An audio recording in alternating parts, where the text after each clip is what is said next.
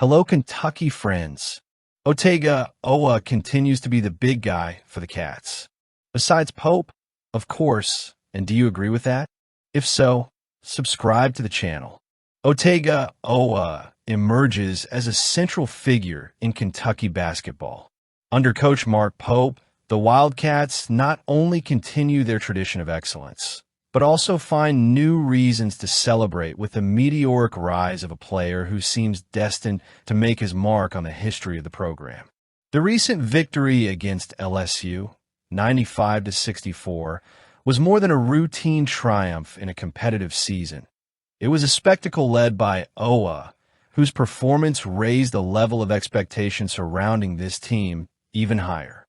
Since stepping foot in Lexington, Otega OA has been a key piece for the Wildcats. His ability to impact the game in multiple ways is rare, especially for a freshman who is just beginning to explore his full potential. In the game against LSU, he showed the world exactly why so many already consider him the guy on this team.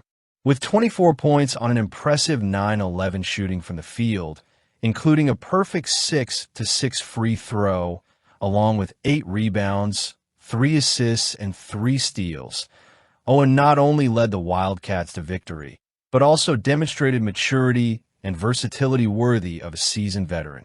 His 81.9% field goal percentage against a Power 6 team was his best of the season so far, cementing him as a constant threat to any opponent. What makes OA so special is not just his scoring ability, but the way he impacts the game in multiple facets. He is a complete forward who is capable of creating opportunities for himself and his teammates, whether through pinpoint passes or clever off-the-ball moves. When he hits those mid-range and long-range shots, the opposing defense simply has no answers.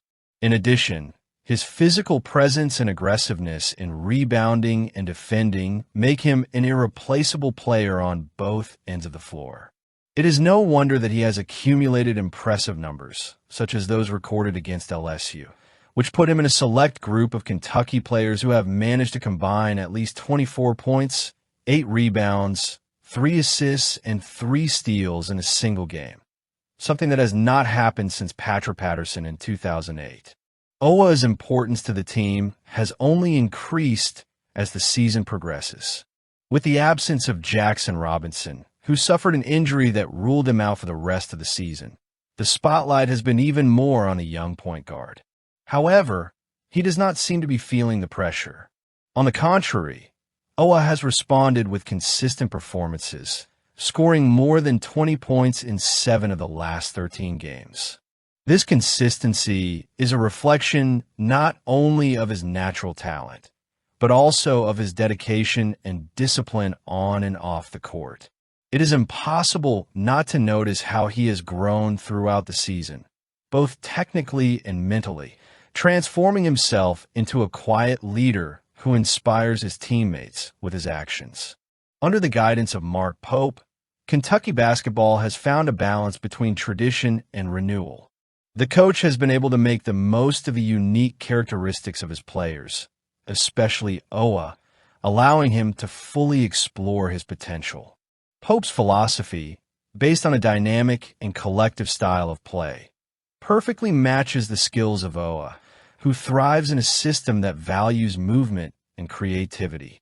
The result is a team that not only plays beautifully, but also efficiently, as evidenced by the rout of LSU.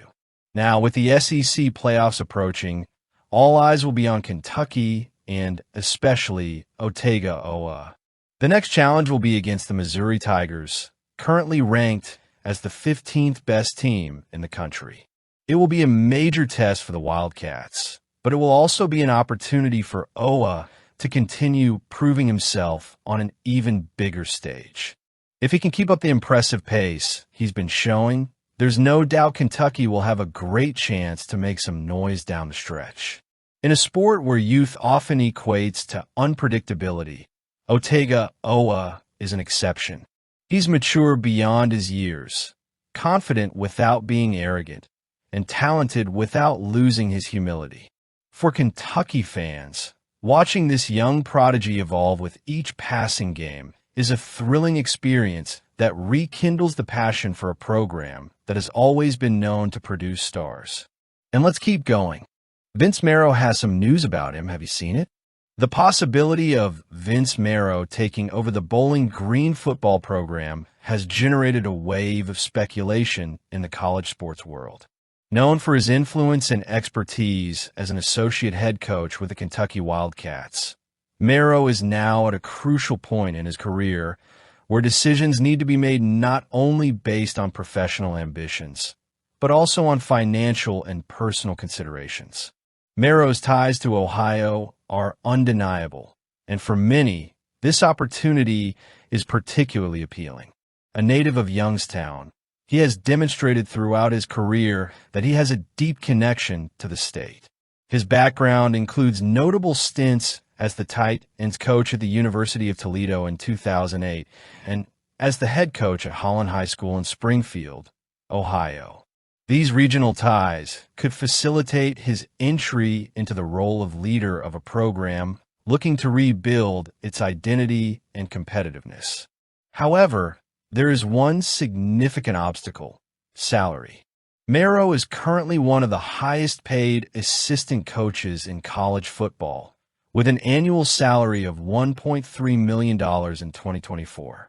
That's more than double what Bowling Green paid former head coach Scott Loeffler, who was paid about $582,000. While there's some hope that the school will raise its salary to attract a big name, it's still unlikely that it will reach anywhere near what Marrow currently makes in Lexington. The key question, then, is how much he'd be willing to give up to pursue his dream of becoming a head coach.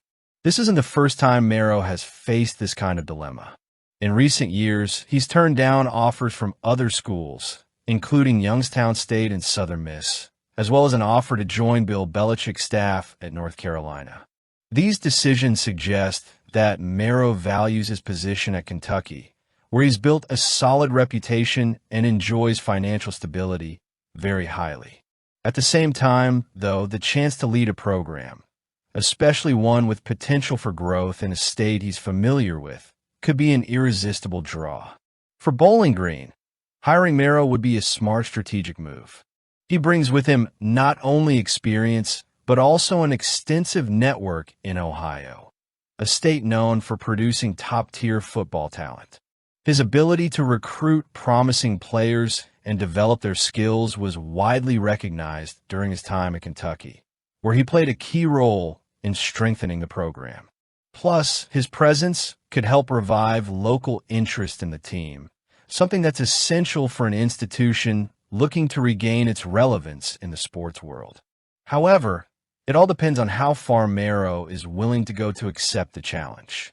Taking a significant pay cut would require him to take the long view, betting on the future success of the program and the possibility of using Bowling Green as a springboard to even greater opportunities. That comes with risks, of course, but also potential rewards, both for his career and his legacy in the sport. As negotiations continue, all eyes are on what will be decided behind the scenes. For Bowling Green fans, the idea of having someone with Marrow's pedigree at the helm is exciting, but also uncertain.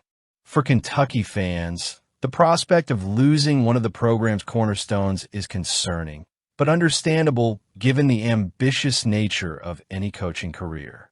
Regardless of the outcome, this situation highlights an inescapable truth in college sports. Career decisions are not always made based solely on passion or ambition. They involve careful calculation, compromise, and often sacrifice. If Vince Marrow decides to embark on this new journey, he will be making a bet on himself and the future of a program that, under his leadership, could rediscover its lost glory. What do you think? Let us know in the comments.